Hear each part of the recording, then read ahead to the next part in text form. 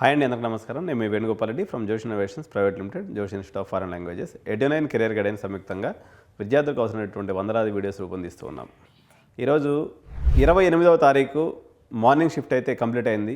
So ఈ question paper ఎలా ఉందో ఒకసారి అనాలిసిస్ ద్వారా మనం చూద్దాము. సో వీడియోలోకి వెళ్ళబోయే ముందు ఈరోజు తెలంగాణ రాష్ట్ర వ్యాప్తంగా చాలా ఆంధ్ర ప్రాంతాల నుంచి కూడా సమ్మక్క సారలమ్మ జాతరకు సంబంధించి ఈరోజు ఫస్ట్ డే. సో వేలాది మంది కాదు, లక్షలాది మంది తండోపతండాలుగా ఈరోజు వరంగల్ వైపుకి ప్రయాణం జరుగుతున్నటువంటి పరిస్థితి అయితే ఉంది. సో అమ్మవారి ఆశీస్సులతో నేను ఈ వీడియోని ప్రారంభిస్తూ ఉన్నాను. So JEE mains 2026 strategic analysis shift 1 January 28 deconstructing the marathon paper. Marathon paper అంటే ఇది చాలా లెంతీ క్వశ్చన్స్ దీంట్లో రావడం జరిగింది. సో ఎలా ఉందనేది ఒకసారి చూద్దాము.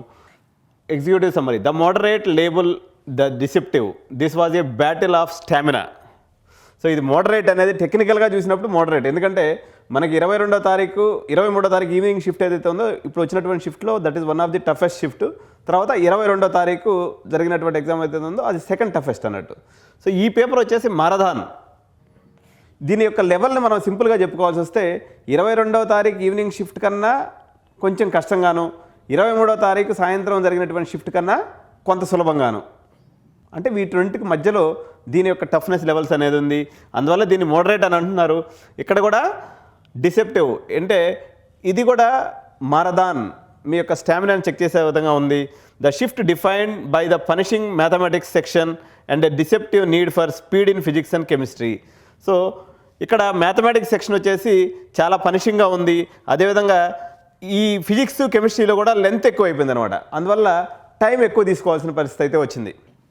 So one of the longest papers of the session, calculation intensive, conceptual broad, tested syllabus డెప్త్గా. ఇప్పుడు దీంట్లో ఎట్లుందంటే మనం పెరిఫెరల్గా కొన్ని చాప్టర్స్ చదువుకుంటే కాదు, మల్టీ చాప్టర్స్ నుంచి కంబైన్డ్ క్వశ్చన్స్ అనేది ఇవ్వడం జరిగింది.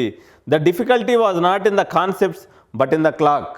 క్వశ్చన్స్ అయితే అన్నీ మనకు వచ్చినట్టుగానే కనిపించినాయి, కానీ ఇది టైం మేనేజ్మెంట్. చూడండి, ఈ మొత్తం దాదాపు మనం 8 సెషన్లు చూస్తే అన్ని సెషన్స్లో కూడా మనం టైం మేనేజ్ గురించి కూడా మాట్లాడుకోవాల్సి వచ్చింది.